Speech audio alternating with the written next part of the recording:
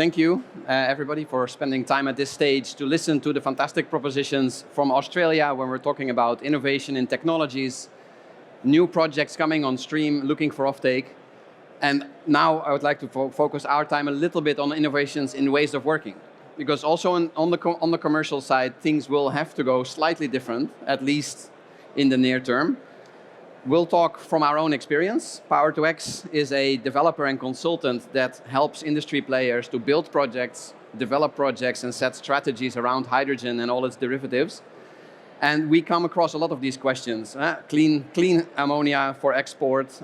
What kind of new energies businesses do we need to engage in to get foothold in the Gulf Coast in the US? How would a hub on the receiving side of the hydrogen flow look like? And what is the competitive position of the different hubs, like Australia, but also like Oman and like other hubs that are emerging? As advisors, we're involved in the Transatlantic Green Partnership fueled by Mission Possible, a philanthropic initiative that is working hard to help decarbonize the hard-to-abate sectors. And with our partners, the various ports, Systemic and RMI, Power2X is happy to talk to you today a little bit about what that means, import of hydrogen. And as I posed in the beginning, is it a threat or is it actually an opportunity? Do we need it? And the obvious rhetoric answer is yes, we need import as much as we do local production. So I think everybody here will believe that hydrogen will change the way energy flows across the globe today, much as it has done when LNG was invented. People also thought it was a crazy idea. And also that transformed how energy is transported. Gas suddenly was no longer a stranded asset, but became an asset that is actually sellable across the globe. We now see that renewables in the hottest areas, quite literally, the hottest and windiest areas of the world, electrons are stranded, and hydrogen is the LNG of this age that will make it flow. Now, obviously, everybody thinks about Asia and the EU as the main off-takers, and we today focus a little bit on the Atlantic version of this. And why? Is because we like to talk about what will happen in the 20s. Who's going to buy hydrogen in the 20s and where from? Because the local hydrogen is going to be 10 to 12 euros. I'm still looking for takers on that one. So how do we get it to meet our own ambitions? From the supply side, our supply partners, we often hear this question of, okay, so there is hydrogen demand, but where are these off-takers that actually represent this demand? How is this going to work? We have our 42% target from the EU to decarbonize all of the H2 to a renewable status. And we can do the math. That is about three of that is underpinned by RED III. And 1 to 3 would emerge as new usage as a maritime bunker fuel in ammonia or methanol, and as a feedstock for steel, DRI. And then there is still 5 fossil hydrogen, 5 per annum, 5 MTPA, that is not yet decarbonized.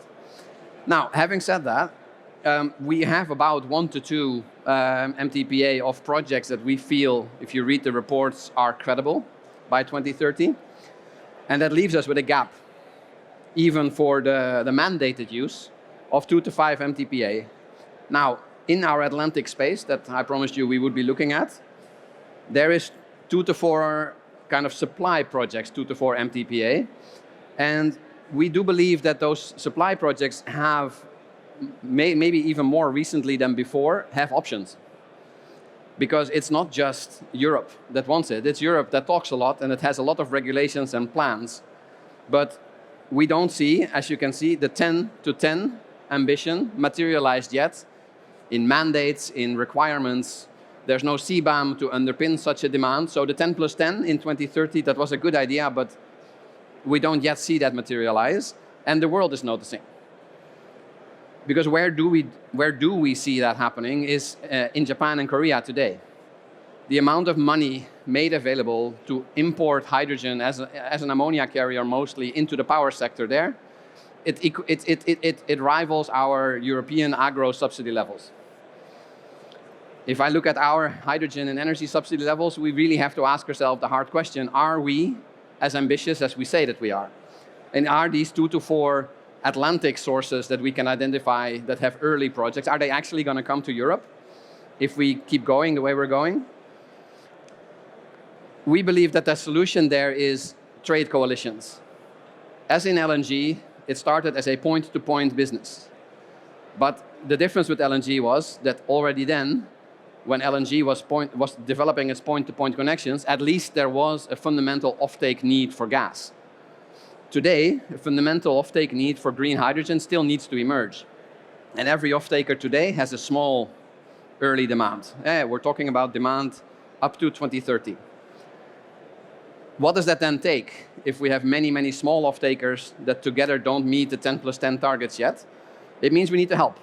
We need to facilitate the supply to demand endpoint by orchestrating value chains. So that is to think about shipping, to think about infrastructure, pipelines, infrastructure, crackers, ammonia storage, methanol bunkering, methanol storage, all of these infrastructure components that are required for a semi-liquid market to ultimately emerge.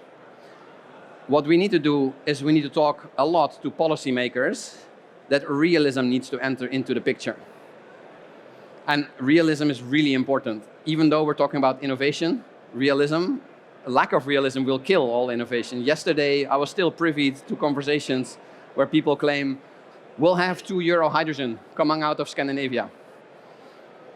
Okay, it's fine for me, but then you're building it, and I'll take it for €2. But the other way around, I don't think it's going to happen. So we need public policy to support lower prices, as the production prices will not be €2. We need policy to help drive demand by creating mandates, by setting up infrastructure support and all these kinds of things. And those policymakers need to talk on real terms, on real data coming from real supply chains that coalitions could create transparency for. Then the infrastructure requirements itself, they will require significant investment of yet another group of people. I've just mentioned the crackers and the tankage for ammonia. All of that is going to be bigger than it was today. And crackers don't exist today except in the portfolio of certain nuclear value chains. And that's not at the scale that we need it. So infrastructure requirements need to be identified and need to be invested in. And also there, the policy and public engagement should help to drive focus on which should be then developed first, which should be based on a healthy and transparent view on what actually the cost elements are in this value chain. So what a coalition can do uniquely over two individual parties, it can share data. It can aggregate data into shareable data sets that can be analyzed so that you're not one-to-one doing anti-competitive things, but as a supply industry and a demand industry collectively analyzing the situation as it is on a should-cost basis, ignoring all the margins, but the actual costs incurred to get the vectors for hydrogen across the ocean, across the Atlantic in this case, or from the Middle East or Oman in other timeframes. Again, we're focusing on the 2020s, which brings us to the United States. And then ultimately, if you've got these four elements lined up, that should lead to better financeable projects. If the supply side and the demand side are more clearly connected, and there is a jointly carried message, that'll help de-risking projects and de-risking FIDs and accelerates financing. So how does that benefit then coalition members? So as we believe that a coalition should be a supply and demand mix, not just supply, we've got plenty of coalitions that are just like that. But that blend should help to diversify the risk for the supply side, for the projects, to take an FID based on a diversified set of off-takers rather than your point-to-point deals that we are so used to develop in our energy world. It will bring together the supply and the demand voice together into a policy statement rather than a supply policy statement that says that the US should be carbon intensity and Europe should be a color scheme and one is better than the other. No, it needs to, in the end, tie together, which recently it has. It has merged into one situation, but still there are things left over. For example, the rule of green hydrogen not allowed to take any tax credits. It kind of disqualifies all of the renewables in the US. So that still needs a solution, and that needs a conversation. Then the data-driven approach I just mentioned, it should help you, if you know where the cost in the value chain really sit, it should help you to identify where are the gaps in the market that are really most urgent. So if I'm doing a subsidy program, which part of the value chain do I attack most directly and do most efficiently to drive the cost out?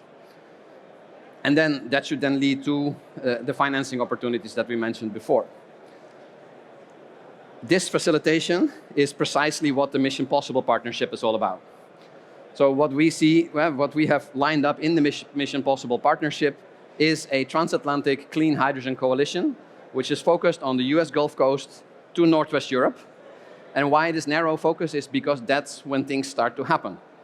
When we stop building a pie in the sky and start to really make point-to-point connections as precisely as we can, that's when we believe early business may emerge. We've got the 5 work streams lined up with the initiative, with the teams I just mentioned. And yeah, we believe that that is something to focus on right now. And why Gulf Coast? Why not the popular NEOM? Why not Oman? Why not, I don't know, Namibia or Chile? We believe that there is a unique confluence of factors in the US Gulf Coast that will allow us to get a first shipment out by 2026, 2027. Why is that? Because we believe long-term, Texas has the fundamentals to supply long-term, cheap energy. Texas has an established industry for super large-scale projects. Building a 100-kilometer pipeline, the answer there is, this is Texas, baby, we'll make it happen. And they actually can. They have the contractors, they have the legislative framework, and they've got space. And then ultimately, the IRA is creating an impetus today, not in half a year, not in 2 years, but today to act there.